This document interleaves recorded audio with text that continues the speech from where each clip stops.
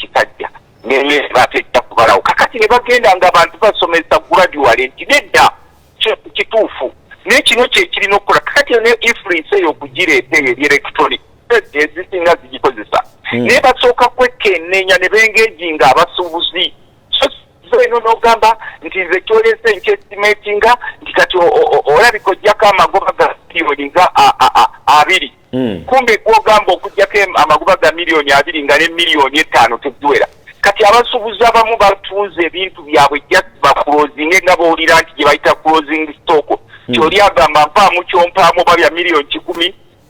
mpaamu miliyoni 2 ngende tuve mu by'obusuubuzi infact nina omwami omu mu kikuba eyo yajja nnoonye era nali muyiikidde ng'ajja mu palamenti ne gurupu y'abane tuze kuwulya yampa example ng'alina ebintu bye mu sitowa bya miliyoni nga 15 naye n'asalawo babitwale ku miliyoni 3 aggalewo okubanga has no option kati mu kakyo kano nga ffenna bannansi tukkiriza nti ekonomi embi nnyo eri ku kitanda naffe nga bannabyabufuzi kubanga eno ffe tuba ku by'emisolo tubidisikaasingako eno si basuubuzi bennyini tukitegedde nti tuli bubi naffe nga bannabyabufuzi n'omukulembeze w'eggwanga okuggyako ye n'abantu abatonotono be batannalaba kuba nti abasuubuzi bali bubi yali soose yalitaddewo tebayita window 2 osobola okulonda omuntu nga kati ono akulira revenue authority naye kwenga pulezidenti w'eggwanga obaawo ne window 2 mwowulirisa era mwosobola okwengejingira abakulembeze b'abasuubuzi n'obabuuza nti kiki ekiriwo era kivudde ku era tusazeewo tutya okulaba nga tujjawo ekintu ekyo okuba nti temugenda mu kwekalakasa otherwise ennaku ezo ku kakiiko kentulako Uganda Revenue Authority yaweereza lisiti y'abantu ababadde bawa omusolo netulaga nti abantu ababadde bawa omusolo wakati wa wakati wa 10 n'ebikumi 200 babadde balinga abantu 5,000 abawa omusolo ne kati basigadde only 15 people. Can you imagine from bonna badduseemu mu business people have been paying taxes around 200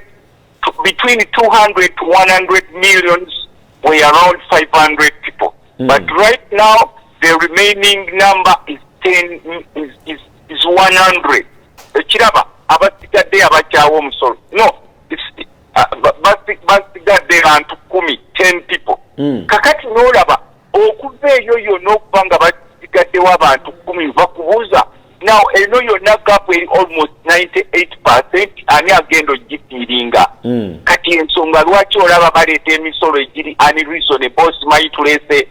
tax on land ate tax on land eri waliwe bagisaba ng'ate gwatunze ow'etaxi aguzaawo etaxi nkutaba ng'ogenda okulaba nti abasajja bano bawuliddwa ekyokugyamu ssente kakati batandise nakutandika kuleeta misolo gitategeeka era gye bujja bagenda kuleeta omusolo gwe bayita oxygen tax buli ate oxygen gw'olina okuwaayo ku musolo owulire nga baleeta production tax nti buli mukazi ali olubuto ng'alina okuwaayo ku musolo owulire nti no nga baleeta family tax nga buli muntu alina family ewaka ng'ogiweera omusolo gebe batandise kati kubanga kati botandika okulaba nga baleesa emisolo egyo egiri unjustifiable egiri unreasonable emisolo nga tonnagiintroducinga mu palamenti osooka ba stakeholders ne palamenti negiteesaako comprehensively bino byakugamba mu minisita wosimanyi wa finance aleesa emisolo n'olwekyo gino gavumenti gye proposinze the eyes have it ensi nesigala ng'ebonaabona ono emisolo gino gitera okuleetebwa mu palamenti neyo giteesebwako nga teginaba kuyisibwa naye tetulabayo nnyo ababaka naddala abali ku ludda oluwabula gavumenti nga mulina amaanyi ge mutaddewo tulaba nga oluusi tulaba abantu 2-3 bokka be babaako ne kyeboogera abasigadde ne babanga ate abawagira nabo omusolo guno kale ne kibanga bwe guyita kibanga ekiraga nti palamenti yonna tegwinaako mutawaana kakati lwakuba nti palamenti yafuuka punching baaga ya buli muntu omusolo teguliko wa palamenti n'atali mu palamenti omusolo teguliko wa luyi luvuganya na luyi lutavuganya omusolo guba musolo kubanga buli oyongeza for example tubadde twogera ku mafuta ge baataddeko omusolo netubagamba ebintu byeyongedde waggulu abantu bali ate era omusolo mugwongedde ku mafuta omanyi obuzibu bwammwe naddala mu aba media mwe mulowooza nti okudiscussinga ku parliament waliwo ka buli kimu kyonna we kirina okuggwera neero nayo parliament DCTV Baba TV is parliament era omukulembeze yenna bamubuuza amawulire gagambye eki negamba nti Baba TV ebadde discussinga ku mawulire kati omukulembeze awuliriza ebiva mu parliament ebiva mu bantu ba bulijjo discussion zaabwe ze babeerako naddala ku eno parliament yaffe gye tuliko eyakakati eya bulijjo nawuliriza ba stakeholders kakati at the end of the day nasobola okutekinga decision naye nga mu parliament naffe tufaayo nnyo sebo lwakuba nti ebiseera ebisinga temulaba lutalo lwe tubeeramu naddala ffe mu committees eyo mu committee fe olumu tuba twagala nakwekuba bikonde era kyova olaba nga tudiscussinga some of these bills tax bills olumu ab'amawulire baba tebabakkirizaamu kubanga enwaya zitera ne zituufaako olina obuuza omusolo guno gwe muleeta nga bannansi mu ddwaliro tebasangayo ddagala ng'amakubo gonna gaafa amasanyalaze gabbeeyi ate gabeerako kaseera katono abasomesa basasulwa bubi ab'amagye basasulwa bubi abapoliisi basasulwa bubi abasawo basasulwa bubi omusolo guno gwo gwaki ng'oggyeko okuyamba Museveni ne banna abatonotono okubeera mu bulamu bw'okwejalabya kati agenda okulira nga kye akugamba order just sit down, you not talk in the next 2 minutes over 5 minutes kakati awo nga tutandika okusika emiguwa naye temulowooza nti omusolo gugenda egimu okujja giyita ku kaweweevu okujjako eno mu pulinale nga bw'omanyiti era mu pulinale Museveni awa orders ze naddala ebikwata ku musolo y'ensonga lwaki olaba nti Uganda yeyokka ndowooza ne Congo oba Congo nayo gye bakuŋŋaanya omusolo n'emmundu ow'emmundu ajja nawerekedde ow'omusolo nga mu kampu ennyo ayagala kusamba n'omubuuza owaanye ani gw'okubunda bw'otyo ngende tyati abafuga eggwanga lino bajja na mmundu n'olwekyo n'omusolo tulina okukuŋŋaanya n'emmundu kakati twalibadde tuliziŋŋanya abalimi babalemesezza okulima abavuba babagobyeyo ku nnyanja yo bataddeyo amagye abantu badde bateekawo bizinensi bwabwe tuyita small scale industries babalemesezza abasuubulanga amanda bagabalemesezza gaabakulu kati be bagasuubula nga bagatunga e China ngamba Chaka I'm talking about Chako kakati ate n'omusolo guno ogwongeddeko n'omuntu abadde afumba ku mafuta kati naye omugambye eti akuba wamugoba ku manda Chako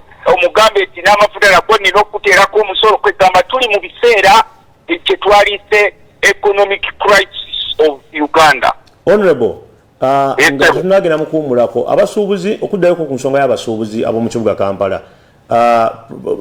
amawulire gavuddeyo ne galaga nti abasuubuzi bano abakulembeze b'abasuubuzi bano basinkanyemuko n'abakungu ba gavumenti era nga bo kye basaba basinkanemu President Museveni wali ku kisaawe kolo wabula nga abakulembeze be bagamba nti ye President Museveni bo ajja kubasinkana abakulembeze bokka wabula nga abasuubuzi bagala basinkane bonna babeerewo nga basinkana President Museveni olowooza bwe banaabasisinkanye kino kinayambako kakati mu kirungi okusinkana omukulembeze w'eggwanga nga mugenda kuteesa ku nsonga kyemulina okusooka okumanya nti abakulembeze b'abasuubuzi balinga abakulembeze b'abasomesa Museveni alinamu obubinja bwe bwakolagana nabwo nga bwe bumuzanyirawo kati bamuzanyo tutya lwakita sisinkana abasuubuzi be ne bamubulira ebizibu byabwe kubanga nabano abakulembeze abasinga they are morals abamu baba babayitamu ddanga tebakyayogera byo biruma abasuubuzi baabwe nga Museveni abakozesa nga beejenti be nga boolaba abasomesa ne beekalakansa balina akabinja akabakulira ogenda okutira akabinja Museveni yakasisinkanye mu kyama ne kakkiriziganya mu abasomesa baddeyo okusomesa ate ogenda okulya yate bano bazo kakati kyali badde kikola amakulu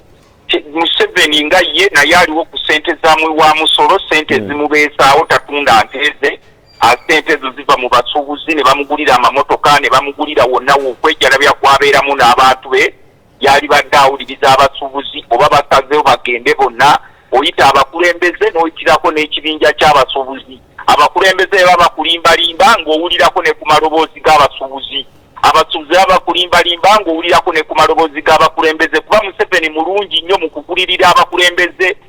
that section ezimu n'abaliisa n'abagamba nti gwe nkuwaddeyo naawe nkuwaddeyo nawe nkuwaddeyo ddayo obatereeze ng'ojja kujja olye so abantu batuufu abasuubuzi batuufu okubanga bagenda ne ababakulembera okusisinkana omukulu ono afune obudde kubanga lino eggwanga kiririiko gwannannyini nti ono gundi yalirinako ekyapa bannansi babafuddeyo nga beemulugunya muwaso mu budde buno nga mukimanyi nti ekonome yaffe mbi nnyo nnyo nnyo abantu baliwo bubi nnyo senga ababaka ba parliament twagenze mu Easter nga tewaliwo yadde 10 ne tubeera mu Yidi nga tewaliwo yadde 10 naye twali badde tu appreciating nti naffe mu parliament sente zitubeezaawo ne tukola emirimu egy'enjawulo ng'ababaka ba parliament nga kuliko n'ezitusasulwa ziva abamu kwe ziva kwe basuubuzaabo ne Museveni kyekimu kye yali badde appreciating nga ne ba minister n'atasobola kulowooza nti no these are just jokers but should be a listener. Kale honorable tuyanza nnyo ku nsonga eyo nga njagala tumalize n'ensonga ya Auditor General. Parliament yavuddeyo neeyisa ekiteeso ekyokuba nti saababalizi w'ebitabo bya gavumenti oba Auditor General bw'anaabanga awumudde bamuweeyo obukadde bwa siringi 5 ng'akasiimo oba kyemuyita mu Parliament eyo kyemuyita service award ate bagenda muwa n'omusaala asigala afuna omusaala nga gwabadde afune ennyumba ng'erimu ebintu byonna afune n'emmotoka awamu n'okubanga ajjanjabwa ate nga n'emmotoka erimu amafuta security awamu n'okuziikibwa ebyo byonna nga biri waggulu wa pension ne gratuity. Honorable, ekigambo kino service award oba akasiimo kano kaavaawa? Kakati nze ebyo mpulira buwulire service award mbiwulira ndi mubaka wa parliament naye sirabangayo tteeka libireeta ebyo ng'oggyeko nti liri eryali lyakolebwa mu biseera bya kadaaga ebireetebwa okuwa omuntu yenna ekirabo oba okumwappreciatinga omulimu gwakoze si kibi era njagala kwebaza nnyo omwami oyo mwami Muwanga kubanze mbadde vice chairperson w'akakiiko ke bayita Park Local Government era mu ku bukiiko bw'entuulako accountability committees akoze omulimu munene nnyo nga Auditor General.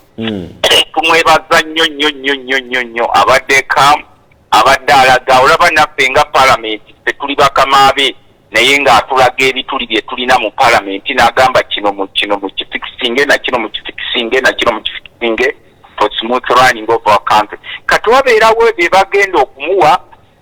bwe biba mu mateeka it is okay nga biri mu mateeka it's okay if it is legally provided to him that's very okay. Ekyo sikubaganyako na birowoozo kubanga etteeka libeera ki teeka naye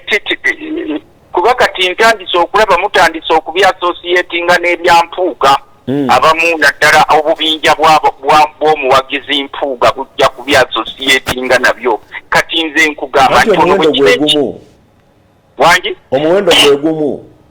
ati nkugambye nti omuwendo gwe gumu naye nze njagala kuleeta proposal yange mu parliament nga kati bwebunalaba bagabira abaali ba former speakers former vice president ebiro bino si byakubawa etteeka lisobola okubeerayo nene batuula nti babadde bali bubi. Kakati nga gavumenti n'esooka etunulamu nti omukulu ono abadde Auditor General for almost 50 years or 40 years or something or less nti ali bubi nti atali bubi nti tujja kumuwa akasiimo kano singa etteeka liba weeriri naye bwe liba nga talina tteeka mwagenda kufunira tagwa mu katego ate naye abadde alwanyisa obukenuzi ne batandika okumukuba n'awumula ng'epublic emukastigatinga kuba public yawana ekintu kifuluma bwe kigenda ku social media ng'otandika kufuuka discussion of the day of the week of the month of the year. Nze era siwakanya kigenda kumuweebwa naye kirina okuyita mu mateeka kubanga ng'omuntu office of the Auditor General is not many people they are people under him but himself as a head as executive director bw'aba afuna nsuubira bamwe ku privileges z'alina okufuna nezimu bamwe ku rights ze z'alina okufuna n'ezirina okuba nga ziri legally binding. Si proposals z'aba individuals nti tutamaguza akedde ku makya mu parliament n'asanyuka nnyo n'agamba Douglas akoledde nnyo Baba TV n'olwekyo bw'aba agenda omuzindalo bagumuwe agenderagwo n'olwekyo bw'aba agenda bamutereko n'eddata ku simu gy'akozesa n'olwekyo bw'aba agenda bamuteekweyo n'entebe 2. It should be legal. It should have been discussed by whole house of which discussing because the parliament is a summary of Uganda we shall come to understand it. The summary of Uganda or Ugandans discuss the award eyaweereddwa omukulu oyo abadde akoze naye nga nze musiima nnyo era kino nkigamba the right honorable speaker Anita Amongo me personally as Lukamaguzi nsiima nnyo emirimu gy'omusajja oyo gy'akoze mukulu muwanga abadde kyakulabirako nga ku ba public servants be tulina wano mu ggwanga abadde akola emirimu gye bw'aba agenda kuwummula bagenda mu retirement abadde mwesimbu senga abakebera mu reports z'akola ate ekyokubiri abadde teyeekubirira ekyokusatu abadde mukozi nnyo owa gavumenti bamwe kye balina okumuwa naye nga kiyise mu mateeka. That's my take. Kale tweyanza nnyo Honorable Lutamaguzi Ssemakula yono mukwano gwaffe nnyo tugenda kubanga tuumulamu kano bwe tukomawo tugenda kugulawo amasimu gwaleeyo naawe oberenga asobola okwogerako naffe otuwe endowoozayo ku nsonga zino ebbiri ey'omusolo awamu n'ensonga y'okuba nti otajeno parliament yasazeewo emuwa akasiimo